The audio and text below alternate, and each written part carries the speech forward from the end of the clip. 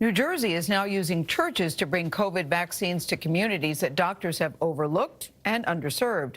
15% of New Jersey's people are black, but just 4% of the residents who've been vaccinated are black. Congratulations. So a big difference in the numbers there. Our national correspondent Jericka Duncan visited a church, this one in Somerset, New Jersey, where the new vaccination push was launched. Jericka, this is a good idea. Black communities, churches in black communities, really big deal. Yeah, they go hand in hand. There's a history there, Gayle. Good morning.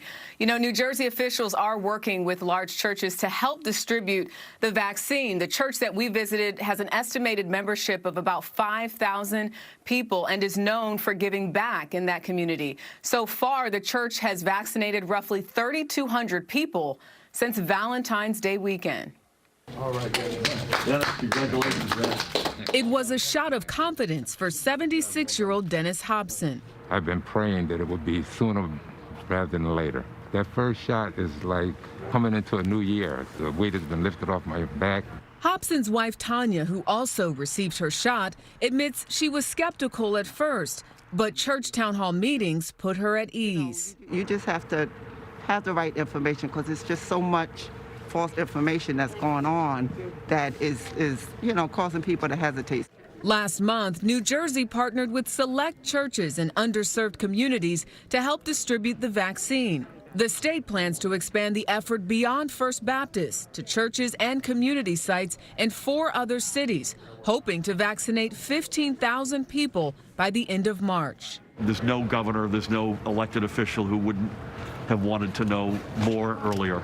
Governor Phil Murphy toured the church site last week. When you look at the faces, though, right now, the people behind you, why is it so critical as you stand here? Well, in this case, there's a lot of folks of color, and that's the reason, the principal reason why we are in this church. The virus didn't create the inequities, but it has laid them bare. So I view my job, our job, to address that.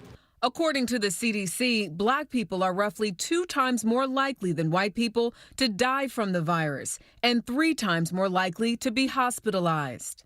Pastor DeForest Sori says he's glad the state chose to partner with his church, but wishes it had happened sooner. We knew the vaccine was coming, and it's just curious to me that we would work so hard to get vaccine developed. We had a year to put together the infrastructure for distributing vaccine whenever it came. When we asked the governor's office about the delay, they told us there was significant coordination between federal, state, and community partners involved in getting the program off the ground. You tout that there are over 1.75 million shots that have been distributed in a state made up of nearly 9 million people, but that you all still have a long way to go. We just need more supplies. The needle is moving in the right direction. It's going to be gradual as opposed to overnight, but I'm confident they'll get there. We'll get there. Where would communities of color be without churches like yours in this pandemic? Without the black church, there would have been no Underground Railroad. Without the black church, we would not have had social protests at the level of organization that we did to break down the Jim Crow laws. And without the black church, we will not get past this pandemic. Churches are where people come to for help. It's hugely important. It's central to the life of black people, both historically and futuristically. How much do you think this will now alter your life? You and your husband travel a lot. You know, we have to get the second shot, so we're scheduled a month from today. And once we get that second shot, I said, let's hit the road.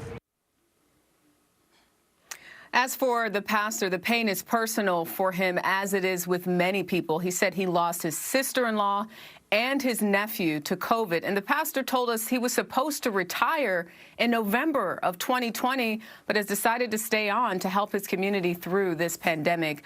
Some more good news there in New Jersey. Yesterday, the state opened new sites in Paterson and Trenton. Gayle? That is good news, Jericka, and I think that lady has it right. Let's hit the road. A lot of people want to hit the road. Let's get the shot in the arm. Thank you, Jericka Duncan.